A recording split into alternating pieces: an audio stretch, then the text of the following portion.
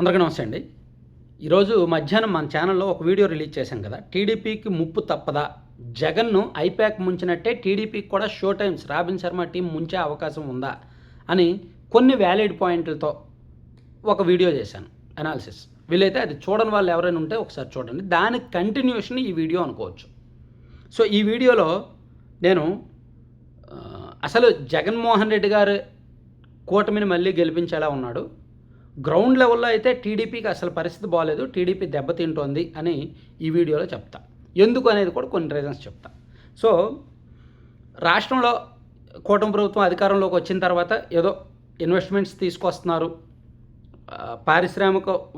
పారిశ్రామిక రంగం వరకు కూడా మ్యాక్సిమం ఎఫర్ట్స్ పెడుతున్నారు, వర్క్ చేస్తున్నారు, రిజల్ట్స్ చూపించగలుగుతున్నారు. అండ్ డెవలప్మెంట్ వర్క్స్ పరంగా కొంతవరకు పర్వాలేదు. కానీ అంటే పరిపాలన ఎలా ఉందంటే, మనం పరిపాలన కేవలం అభివృద్ధి పనులు, నిధులు, సంక్షేమ పథకాలు, ప్రాజెక్టులు, పరిశ్రమలు దానికే చూడలేం. రాజకీయంగా దాన్ని ఎంతవరకు వాడుకుంటున్నారు. సో వీళ్ళు చేస్తున్న ఇదంతా కూడా రాజకీయంగా వీళ్ళకి అనుకూలంగా మార్చుకోగలుగుతున్నారా లేదా, ఓట్లు పడేలా చేసుకోగలుగుతున్నారా లేదా అనే దాని మీద ఉంటుంది. కానీ మనం కుండ నింపుతున్నాం, కానీ ఆ కుండ కింద కన్నాలు పడుతున్నాయి కదా, ఆ కన్నాలు పడుతున్న దాన్ని కన్నాలు పోడ్చకుండా పైనుంచి వాటర్ పోస్తూ ఉన్నారనమాట. అది ఇప్పుడు కూటమి ప్రభుత్వ పరిస్థితి. ఎందుకంటే గ్రౌండ్ లెవెల్లో పడాల్సిన దెబ్బ పడుతోంది. ఉదాహరణకు చాలా చిన్న ఇష్యూస్ కూడా వాళ్ళు సరి చేసుకోవట్లా. ఇప్పుడు రఘురామకృష్ణరాజు గారు ఉన్నారు. ఆయన ఒక 4 నెలల నుంచి సెపరేట్ ప్రత్యేకమైన అజెండాతో ఆయన మాట్లాడుతున్నాడు. పూర్తిగా ఒక భావజాలం తీసుకొని ఈ ఒక వర్గాన్ని టార్గెట్ చేస్తున్నాడు. ఏమనంటే ఆ ఓట్లు టీడీపీకి పడవ కదా అని ఆయన సమర్థించుకుంటున్నాడు. అవన్నీ కూడా ఎస్సీ క్రిస్టియన్ ఓట్లు, అవి టీడీపీకి పడే ఓట్లు కాదు, అవి కరుడు కట్టిన జగన్ ఓట్లు, కాబట్టి పోయినా పర్వాలేదు అనేది ఆయన వెర్షన్. కానీ దానివలన రాష్ట్ర వ్యాప్తంగా ఇతర నియోజకవర్గాల్లో ఇప్పుడు ఎస్సీల్లో 2 వర్గాలు ఉంటాయి కదా, 2 వర్గాల్లో ఒక వర్గం ఓట్లు టీడీపీకి మోర్ దాన్ 60% పడతాయి. ఆ విషయం టీడీపీ వాళ్ళకి తెలుసు. ఇప్పుడు మాదిగ 2 వర్గాలు ఉంటాయి. మాదిగలో మ్యాక్సిమం టీడీపీకి ఉంటారు, మాలల్లో మ్యాక్సిమం వైసీపీకి ఉంటారు. వాళ్ళు జిల్లాల వారీగా ఒక్కో జిల్లాలో ఒక్కో వర్గం ఎక్కువ మంది ఉంటారు.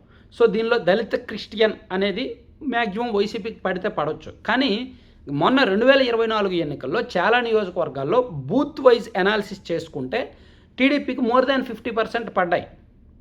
సో ఇప్పుడు రఘురామకృష్ణరాజు గారు ఈ టాస్క్ నెత్తిన పెట్టుకొని మోస్తుండడం వలన ఆయన్ను పార్టీ కంట్రోల్ చేయట్లేదు, కాబట్టి నష్టం జరుగుతుంది. చాలా నియోజకవర్గాల్లో నష్టం జరుగుతుంది. ఎమ్మెల్యేలు పార్టీ పెద్దలకు చెప్తున్నారు, కానీ అసలు రఘురామకృష్ణరాజు గారిని ఎందుకు కంట్రోల్ చేయలేకపోతున్నారు? చంద్రబాబు గారు, లోకేష్ గారు ఆయనకు చెప్పి పిలిపించి మాట్లాడి మన పార్టీ విధానం అది కాదు, మీరు మన పార్టీ లైన్లో ఉన్నారని చెప్తే సెట్ అవ్వదా? ఆయన కంట్రోల్ అవ్వరా? కానీ అవ్వట్లేదు. సరే, ఆయన వల్ల జరగాల్సిన నష్టం జరుగుతుంది. ఇది కాసేపు పక్కన పెడదాం. ఇక విజయవాడ పార్లమెంటు పరిధిలో కొలుకుపూడి శ్రీనివాస్ గారి ఇష్యూ ఒకటి ఉంది. కేశినేని చిన్ని గారికి, కొలుకుపూడి శ్రీనివాస్ గారికి పడట్లేదు. సో విజయవాడ పార్లమెంటు పరిధిలో ఇతర నియోజకవర్గాల్లో పెద్దగా కేశినేని చిన్ని వేలు పెట్టట్లా, కానీ తిరువూరు విషయానికి వచ్చేసరికి వేలు కాలు అన్నీ పెడుతున్నాడు ఆయన. ఎందుకని? సో ఆయన తిరువూరు నియోజకవర్గంలో ఎలాగైతే తను పెత్తనం చేస్తున్నాడో కేశినేని చిన్ని గారు విజయవాడ వెస్ట్లోనో, ఈస్ట్లోనో, లేదంటే మైలవరంలోనో, జగ్గైపేటలోనో అలా పెట్టగలడు ఆయన? పెట్టలేడు కదా. సో అక్కడికి వచ్చేసరికి నేను డబ్బులు ఇచ్చాను, నేను గెలిపించాను, కాబట్టి నా కింద పని చేయాలనేటట్టు ఆయనకి స్వేచ్ఛనివ్వట్ల, కనీసం ఆయనకి ఫ్రీడమ్ని ఇవ్వట్ల అక్కడ ఎమ్మెల్యేకి. సో ఆ కాన్స్టిట్యున్సీలో ఉన్న ఆదాయ వనరులన్నీ కూడా చిన్ని గారు మనుషుల కంట్రోల్లో ఉంటున్నాయి. ఇతర నియోజకవర్గాల్లో అలా లేదు. ఇతర నియోజకవర్గాల్లో ఆదాయ వనరులన్నీ ఎమ్మెల్యేల కంట్రోల్లో ఉన్నాయి. తిరువూరు వచ్చేసరికి మాత్రం ఆదాయ వనరులన్నీ ఎంపీ గారి కంట్రోల్లో ఉన్నాయి. అది లోకల్ ఎమ్మెల్యేకి నచ్చడంలా. సో ఇది కరెక్ట్ కాదు. కంట్రోల్ చేస్తే ఇద్దరిని కంట్రోల్ చేసి అరే నీది అనేటట్టు చూడాలి. సో ఇది మాట్లాడితే సెట్ అయిపోయే అంశమే, కానీ ఇప్పుడు వరకు ఎవరు మాట్లాడలేదు, వదిలేశారు. అంటే ఇక్కడ చిన్న అంశాలుగానే వదిలేస్తున్నారు, కానీ అవి దెబ్బతీస్తున్నాయి. సో కొలుకుపూడి శ్రీనివాస్ గారు అది ఏమన్నా చిన్న ఇష్యూనా? ఆయనకు ఉన్న విషయ పరిజ్ఞానం, ఆయనకున్న సబ్జెక్టు, ఆయనకున్న పరిచయాలు ఆయన వాడి బయటకు వచ్చి మాట్లాడితే పార్టీ బరస్ట్ అయిపోద్ది. సో అదొకటి. ఇలా చాలా ఇష్యూస్ చాలా నియోజకవర్గాల్లో, చాలా జిల్లాల్లో ఎమ్మెల్యేలు. ఇప్పుడు నిన్న అవనగడ్డ ఎమ్మెల్యే గారు ఉన్నారు, జనసేన పార్టీ ఎమ్మెల్యే. ఆయన ఏమన్నాడు? అనవసరంగా ఈసారికి మేము ఎమ్మెల్యేలుగా పోటీ చేసాము, మాకు సరిగ్గా విలువ ఉండట్లేదు, అనవసరంగా గెలిచామనిపిస్తుంది, అనేటట్టు ఇండైరెక్ట్గా కూటమి ప్రభుత్వం అండ్ ఈ పొలిటికల్ స్ట్రక్చర్ మీద ఆయన కామెంట్ చేశాడు. ఎందుకంటే పనులు అవ్వట్లేదు, ఎమ్మెల్యేలు ఎవరికి పనులు అవ్వట్లేదు, ఎవరికి అవుతున్నాయో తెలియట్లేదు. ఎమ్మెల్యేలు కరప్షన్ జరుగుతోంది కానీ కోఆర్డినేషన్ ఉండట్లేదు, సమన్వయం ఉండట్లేదు, పనులు అవ్వట్లేదు. ఇట్లా ఒక పొలిటికల్ స్ట్రక్చర్. చంద్రబాబు గారేమో పొలిటికల్ గవర్నెన్స్ అన్నారు, కానీ గ్రౌండ్ లెవెల్లో చూసినా, కాన్స్టిట్యున్సీ లెవెల్లో చూసినా, జిల్లా స్థాయిలో చూసినా పొలిటికల్ గవర్నెన్స్ ఎక్కడా కనిపించట్లా. సో ఇది ఎవరికైనా చెప్దామంటే పెద్ద దిక్కు లేకుండా ఉంది. సో అందుకే టీడీపీ కూటమికి చాలా డొల్లతనం కనిపిస్తోంది. అయితే జగన్ ఇలా ఉన్నంతకాలం అంటే జగన్ ఒక మూర్ఖత్వంలో ఉన్నారు. ఆయనకు లౌక్యం తెలియట్లా, లౌక్యం లేదు. రాజకీయ నాయకుడికి ఖచ్చితంగా లౌక్యం ఉండాలి. ఇప్పుడు ఉదాహరణకు రాజధాని విషయమే ఉంది. నేను అధికారంలోకి వస్తే మావిగన్ కావాల్సిన వాళ్ళు నాకు ఓటేస్తారు, వైసీపీకి ఓటేస్తారు అనేది చాలా మూర్ఖత్వం. అలా ఎవరు ఆలోచించరు, అలా ఎవరు చేయరు. కానీ జగన్ అలా చెప్పాడు. దానివలన ఎంత నష్టం అనేది ఆయన తెలుసుకోవట్లేదు. సో ఆయన అధికారంలో ఉన్నప్పుడు ఆ మూర్ఖత్వం కారణంగానే ఆయన 151 నుంచి 11కు పడిపోయాడు. ఇప్పుడు అదే మూర్ఖత్వంలో ఉన్నాడు కాబట్టి మేబీ ఈ 11 ఒక 30కో 35కో వెళ్తాయేమో, కానీ ఇప్పుడున్న పరిస్థితి ప్రకారం అంతకుమించి పైకి వెళ్ళవు.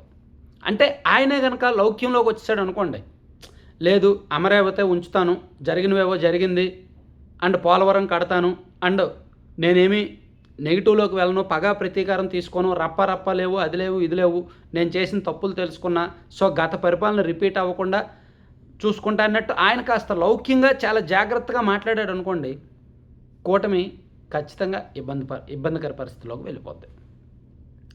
గ్రౌండ్ లెవెల్లో చాలా ఇబ్బందికర పరిస్థితులు ఉన్నాయి ఆల్రెడీ. అసలు జనసేన టీడీపీ సమన్వయమే లేదు ఒక రకంగా.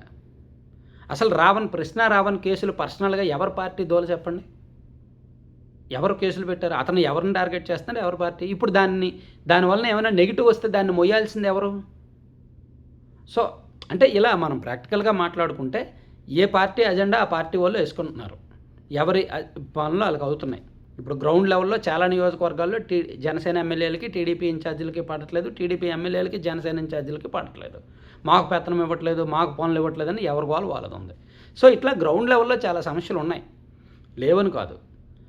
కాకపోతే జగన్ భావజాలం, జగన్ రాజకీయ విధానం సరిగ్గా లేదు కాబట్టి, అతనిలో మార్పు లేదు కాబట్టి, అండ్ మారే అవకాశం కూడా లేదు కాబట్టి కూటమి ధీమాగా కాన్ఫిడెంట్గా మళ్ళీ అధికారంలోకి వస్తామనే కాన్ఫిడెంట్గా ధీమాగా ఉండొచ్చు.